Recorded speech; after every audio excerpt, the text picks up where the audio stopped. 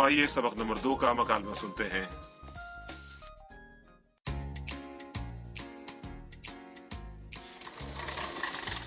ただいま。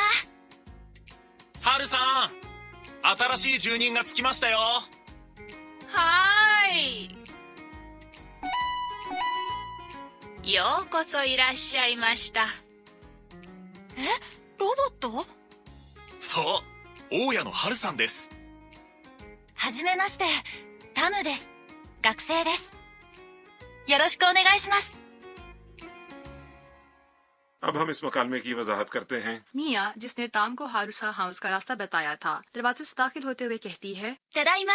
मैं वापस आ गई हूँ। तालिब इल्म का तो बात को आगे बढ़ाते हुए कहता है, ハルさん、新しい住人が着きましたよ。 हारुसान, एक नई रिहायशी पहुंची हैं। अंदर से एक आवाज आती है। はーい。 अच्छा। ताम और दीगर अफराद ड्राइंग रूम में दाखिल होते हैं, जहां मेज पर रखे एक रोबोट से आवाज आ रही होती है। रोबोट रवायती जापानी गुड़िया कोकेशी की शक्ल का है। कोकेशी लकड़ी से बनी सिलेंडर नुमा गुड़िया होती है, जिसका चेहरा गोल होता है। ようこそいらっしゃいました。 खुश आमदेद। ताम हैरान होकर कहती है, え、ロボット？ अरे रोबोट? काय तो जवाब देता है, そう、大家のハルさんです。 जी, ये मकान मालिक का हारुसान है। ताम अपना तारुफ करवाती है, はじめまして、 आपसे मिलकर खुशी हुई। タムです。学生です。 मैं ताम हूँ, मैं तालिब इल्म हूँ। よろしくお願いします。 आपसे ताउन की दरखास्त है। हारुसा हाउस की मालका कोकेशी गुड़िया की शक्ल की एक रोबोट है। रोबोट गुड़िया हारुसान बैठक या ड्राइंग रूम की मेज पर से रिहायशियों पर नजर रखती है। उसके बहुत से पोशीदा हुनर हैं जो कहानी आगे बढ़ने के साथ साथ सामने आते जाएंगे। तो आइए आज का मकालमा एक बार फिर सुनते हैं।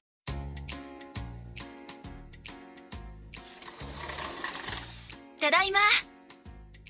ハルさん、新しい住人が着きましたよ。はーい。ようこそいらっしゃいました。え、ロボット？そう、大家のハルさんです。はじめまして、タムです。学生です。よろしくお願いします。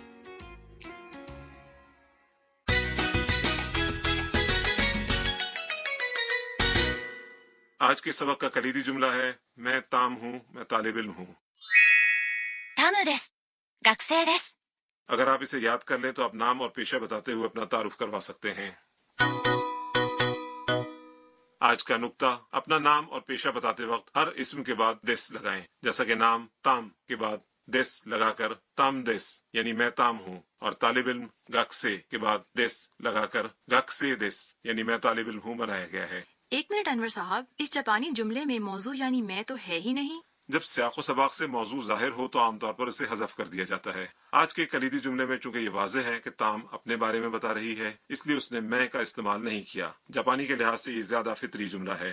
और अब वक्त हुआ है मश्क का। सामीन सुनिए और दोहराइए। लफ्ज देस में आखिरी यू साइलेंट है। इसका लफ्ज देसू नहीं बल्कि देस है। タムです。学生です。 जी सामीन, यकीनन आपने जुमलों को उम्दगी से दोहरा लिया होगा। और अब अपना अपना तारुफ करवाने वाला एक मुख्तसर मकालमा सुनिए। はじめまして、アンナです。学生です。はじめまして、鈴木です。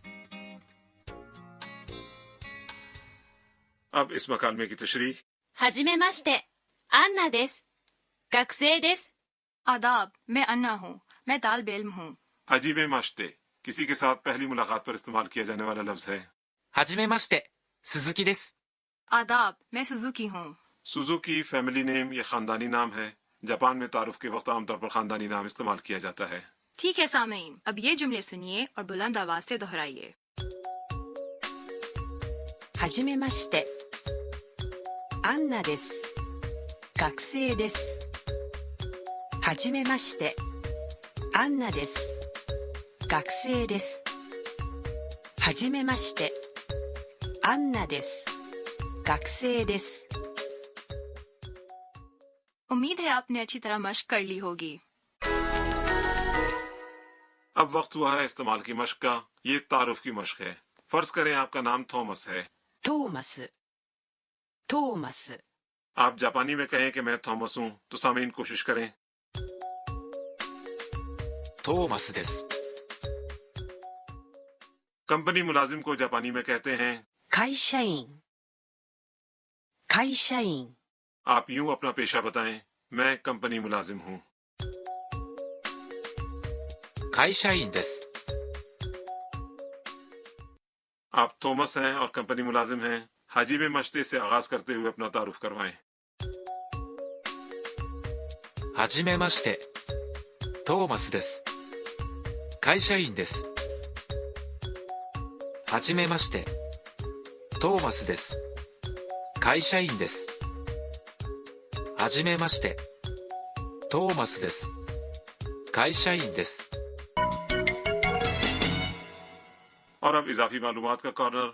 आज का जुमला ताम की गुफ्तगू से है। इसे इसी तरह याद कर लें। よろしくお願いします。 योरोशकू ओनेगाई शिमास। ये एक तरह से किसी की मदद या ताउन का पेशगी शुक्रिया है। ये ऐसे शख्स से कहा जाता है जिससे आप ताउन चाहते हों। इसे याद कर लें। इसके इस्तेमाल से आप गुफ्तगू को ज्यादा बेहतर बना सकते हैं। और अब मुख्तलिफ अफराद की आवाज में ये जुमला सुनिए। よろしくお願いします。よろしくお願いします。よろしくお願いします。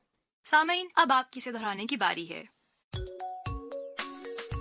よろしくお願いします。 उम्मीद है आपने इसकी दुरुस्त अदायगी की होगी। अब आज का मकालमा एक बार फिर सुनिए। ताम के अपना तारुफ करवाने वाले हिस्से पर खुसूसी ध्यान दें।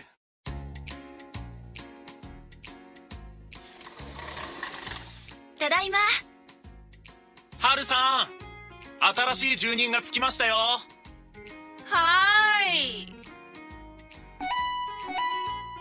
い。ようこそいらっしゃいました。え、ロボット？そう、大家のハルさんです。はじめまして、タムです。学生です。よろしくお願いします。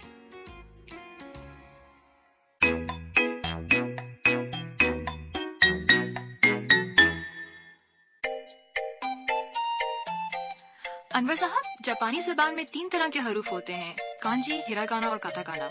ऐसा ही है ना? जी ऐसा ही है। पहले जापानी जबान में सिर्फ कांजी कहलाने वाले चीनी हरूफ ही होते थे। ये तस्वीरी या मानवी हरूफ हैं। सौती हरूफ हिरागाना और कताकाना कांजी हरूफ से बनाए गए हैं। अच्छा। हिरागाना हरूफ कुछ खमदार या गोलाई के हामिल होते हैं और कुछ नरमी का तासुर देते हैं। कदीम जमाने में ज्यादातर खवातीन ये हरूफ इस्तेमाल करती थीं, जबकि कताकाना हरूफ निस्बतन सीधी लाइनों वाले होते हैं। ये मर्दों के लिए ज्यादा मुनासिब ख्याल किए जाते थे। मौजूदा दौर में कताकाना हरूफ गैर मुल्कियों के नाम और गैर मुल्की अल्फाज लिखने के लिए इस्तेमाल किए जाते हैं। इनके अलावा तकरीबन तमाम चीजें हिरागाना में लिखी जाती हैं। तो फिर कांजी हरूफ कहाँ इस्तेमाल होते हैं? कांजी हरूफ जुमलों में मानी के हामिल अल्फाज के लिए इस्तेमाल होते हैं। ये चूंकि तस्वीरी हरूफ है, इसलिए इन्हें देख कर ही मतलब समझ में आ जाता है। ठीक है, मगर सारे कांजी हरूफ सीखना खासा मुश्किल मालूम होता है। जापान में बच्चे प्राइमरी स्कूल से हाई स्कूल तक बतदरीज कांजी सीखते हैं। सामीन, इसके साथ ही आज का सबक खत्म होता है।